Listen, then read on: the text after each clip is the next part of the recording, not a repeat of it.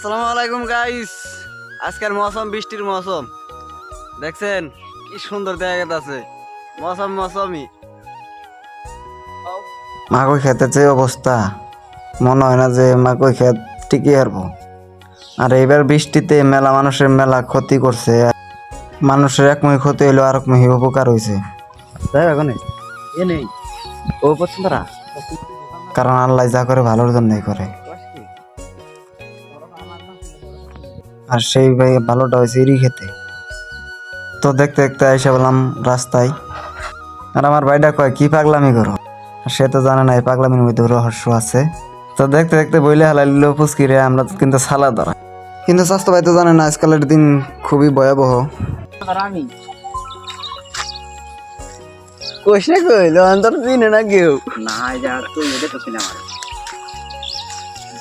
তোরে গল কেউ চিনে না ভাবি। তো আজকের ব্লগে তোমায় নেক্সট ব্লগ অতি শিগগিরই আসতেছে।